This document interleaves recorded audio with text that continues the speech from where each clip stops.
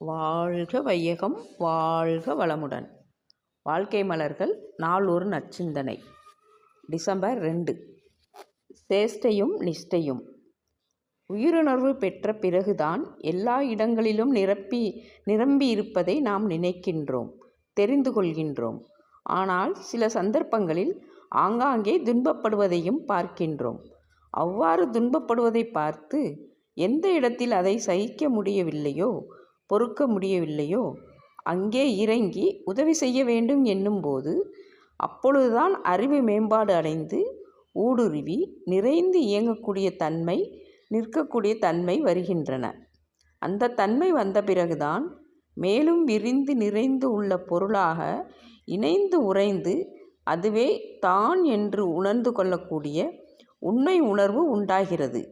ஜீவன்களிடத்தில் ஊடுருவி நின்று இன்ப துன்ப உணர்வுகளை கண்டறிந்து துன்பத்தை உண்டு பண்ணாமல் செயலாற்றவும் துன்பப்படும் உயிர்களுக்கு இதம், அதாவது துன்பத்திலிருந்து விடுதலை, பரிகாரம் அளிக்கவும் உதவி செய்யவும் ஏற்ற எண்ணம் உண்டாகிறது.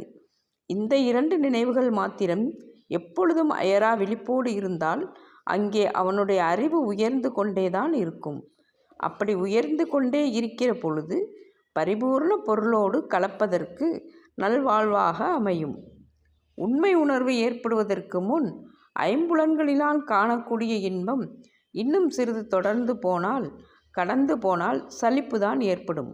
ஆனால் அறிவை அறிந்த இன்பமோ என்ன ஆகும் என்றால் அது பூரணமாக எவ்வளவுக்கு எவ்வளவு இருந்தாலும் சலிப்பில்லாத இன்பமாக இருக்கும். இதைத்தான் நிட்டையிலேயே பெரிய சுகம், அதாவது பேரின்பம் கண்டோம் என ஒரு ஞானி சொல்லியுள்ளார். இந்த நிலை வராதவர்களுக்கு கட்டையிலே போகும் நாள் வரை கவலைதானே என்று கூறுகிறார். பிரிந்து பல சாகசங்களை செய்து கொண்டு இருப்பது சேஷ்டை. அந்த சேஷ்டை நிலையிலிருந்து ஒடுங்கி நிஷ்டை நிலையில் வருவதற்கு உபதேசம் வேண்டும் இல்லையா? உயிரோடு ஒன்றி இருக்க வேண்டும் அல்லவா? அந்த தொடக்கம் இப்போது வந்துவிட்டது. புலன் உணர்ச்சிக்காக எடுக்கக்கூடிய ஒரு ஆரம்ப கட்டத்திலிருந்து அந்த புலன் உணர்ச்சி ஆற்றலை, உயிராற்றலை அழுத்தி கொண்டு அறிய முடியாமல் திளைத்து மயக்கத்திலேயே மயங்கி இருக்கக்கூடிய காலத்திலே அது முழுமையும் துன்பம்தானே. அது எது வரைக்கும்?